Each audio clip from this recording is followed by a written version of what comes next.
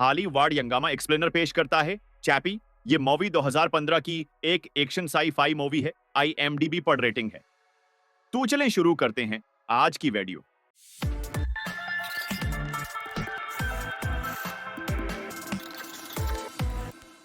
इस मूवी की शुरुआत होती है साउथ अफ्रीका के शहर जोन्सबर्ग से, जहां पर क्राइम रेट बहुत ज्यादा बढ़ चुका था। इसीलिए वहां के साइंटिस्ट और सरकार ये फैसला करते हैं कि वो उन क्राइम्स को रोकने के लिए रोबोट बनाएंगे जो क्रिमिनल को कंट्रोल करेंगे। और वो इन रोबोट्स को बनाने का काम एक कंपनी को दिया जाता है, जहां पर एक प्रोग्रामर है जिसका नाम डियोन है। और अब डियोन की मदद से कंपनी बहुत से रोबोट बना लेती है, जिसके बाद शहर में क्राइम रेट काफी हद तक कम हो जाता है। वहीं दूसरी तरफ हम नंजा नाम के एक गैंग लीडर को दिखाया जाता है, जो कि एक बहुत ही कीमती सामान की डिलीवरी करने के लिए जाता है। मगर रास्ते में उसकी गाड़ी का एक्सीडेंट होने की वजह से सारा सामान बर्बाद हो जाता है, जिस पर उसका बास जॉकी, इस शहर का बहुत बड़ा डॉन है, वो नंजा को धमकी देता है कि अगर उसने उसके सामान की भरपाई ना की तब इसके सारे गैंग है वालों को मार देगा। लेकिन तभी यहाँ पर रॉबर्ट पुलिस आ जाती है, जो इन सब पर हमला कर देते हैं। तो डॉन एक रॉबर्ट को मिसाइल मारकर डिमोट कर देता है, जिसके बाद उस रॉबोट को वापस लीब में ले जाया जाता है। और अब डियोन जब इस रॉबोट को चेक करता है तो इस रॉबोट की हालत बहुत खराब थी। इसीलिए डियोन उसे रिपेयर करने की बजाय रिसाइकल करने का तय करता है। वहीं नंजा को दिखाया जाता है, जो बहुत परेशान है क्योंकि उसने डॉन का $20 बिलियन का नुकसान किया है और अब वो इन सबको मार देगा। तब इसकी पार्टनर योलांडी कहती है कि हमें इन सब रोबोट को खत्म करना होगा, क्योंकि अगर हम उन्हें खत्म नहीं करेंगे तो कभी भी चोरी नहीं कर पाएंगे। इसीलिए वो सब फैसला करते हैं कि वो सबसे पहले उस आदमी को पकड़ेंगे जिसने कि इन रोबोट को बनाया है। वहीं डियोन को दिखाया जाता है जिसने कि एक ऐसा प्रोग्राम बना लिया है जिसके बाद किसी भी रोबोट का दिमाग इंसान की तरह काम करेगा। इसीलिए वह ये बात अपनी सुनीर को बताता है, पर उसे यकीन नहीं होता है कि कोई रोबोट इंसान की तरह सोच समझ सकता है। डियोन को इस बात से बहुत दुख होता है, इसीलिए वो अब उस रोबोट को, जिसको कि रिसाइकल करने के लिए भेजा था, वो उसे चराने लगता है और साथ में वो इस प्रोग्राम को भी। लेकिन तभी रास्ते में डियोन को नंजा और उसके साथी किडनैप कर लेते हैं और वो उसे अपने सीक्रेट अड्डे पर ले जाकर कहता है कि हमें उन सब रोबोट का एक्सेस देना होगा ताकि हम इन सबको डीएक्टिवेट कर दें।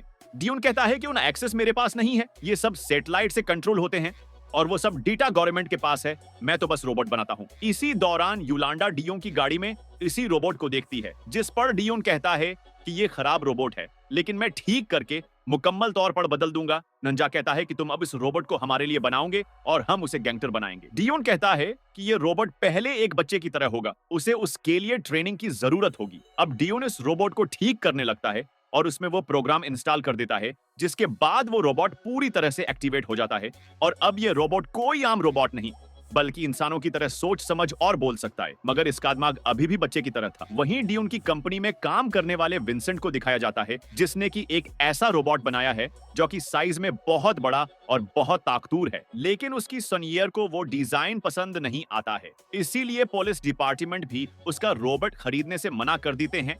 दरअसल उसका रोबोट साइज में बहुत बड़ा है, जिस वजह से उसे काफी एनर्जी की जरूरत पड़ेगी। इसीलिए वो सब डियोन के छोटे रोबोट को ही खरीदते हैं, जिस वजह से विंसेंट डियोन से जीलस महसूस करने लगता है। इसीलिए वो तय करता है कि वो डियोन के सारे रोबोट्स को तबाह कर देगा और साथ में उसने जो प्रोग्राम बनाया है वो उसे भी चोरा लेगा। लेकिन जब विंसेंट डियोन के कंप्यूटर को चेक करता है तो उसमें उसे वो प्रोग्राम नहीं मिलता, जिससे विंसेंट समझ जाता है कि डियोन ने वो प्रोग्राम कहीं छिपा दिया होगा। वहीं दूसरी तरफ नंजा चैपी को गैंगस्टर बनने के लिए ट्रेनिंग दे रहा होता है, मगर चैपी हथियार गुनों को देख डरता है। दूसरी तरफ विंसेंट डियोन के पास आकर उसे धमकाता है। वो कहता है मुझे वो प्रोग्राम दो जिसको कि तुमने बनाया है, मगर डियोन उसे कुछ नहीं बताता है। इसीलिए विंसेंट अब डियोन को पीछा करने लगता है और वो उसका पीछा करते हुए वहां पहुंच जाता है जहां पर चैपी को रखा गया था। विंसेंट अब चैपी को देख लेता है और वो समझ जाता है कि डियोन ने उस प्रोग्राम को चैपी के अंदर इंस्टॉल कर दिया है। अब नंजा चैपी के अंदर से डर खत्म करने के लिए एक जगह ले जाता है जहां पर कुछ गुंडे चैपी को बहुत मारते धोते हैं, जिस पर चैपी अपनी जान बचाकर भागने लगता है। लेकिन रास्ते में विंसेंट और इसके लोग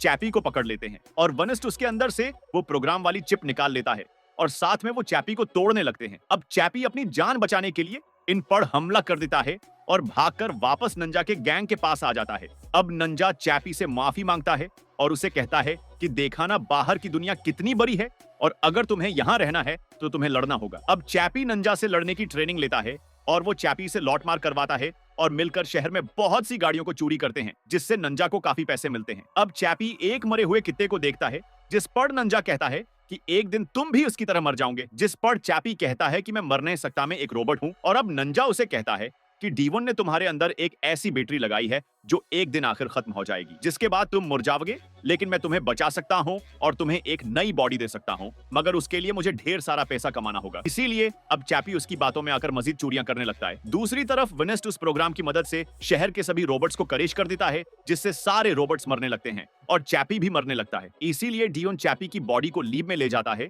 और उसके सिस्टम को रिबूट कर देता है, जिससे चैपी की जान बच जाती है और वो वापस अपने घर आ जाता है। अब चैपी है फिर से नंजा के साथ चोरियां करने लगता है। इसीलिए अब पूरी शहर में ये खबर फैल जाती है वो रोबोट अब इंसानों को लौट रहा है, जिसको डियोन के साथ इसकी कंपनी भी देख लेती है। इसलिए वनस्ट इस बात का फायदा उठाते हुए अपनी सीनियर को कहता है कि अब हमें उस रोबोट को खत्म करना होगा, और इसीलिए उसकी सीनियर भी मान जाती है। और अब वनस्ट अपने रोबोट के जरिए इस अड़े पर हमला कर देता है, जिसके बाद चारों तरफ वहां तबाही मचने लगती है।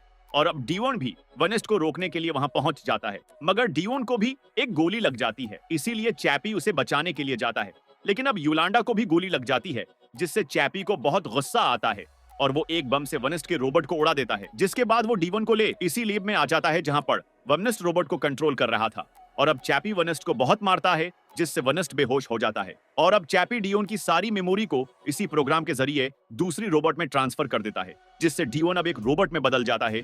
और अब वो दोनों यहाँ से भागकर वापस नंजा के पास आ जाते हैं। और अब चैपी अपनी मॉम योलांडा को भी ठीक करने लगता है और बिल्कुल उसकी सारी मेमोरी को एक नए रोबोट में इंस्टॉल कर देता है, जिससे योलांडा भी अब एक रोबोट में बदल जाती है। और उसी के साथ ये मूवी यहीं पर खत्म हो जाती है। उम्मीद है कि ये कहानी आपको पसंद आई होगी।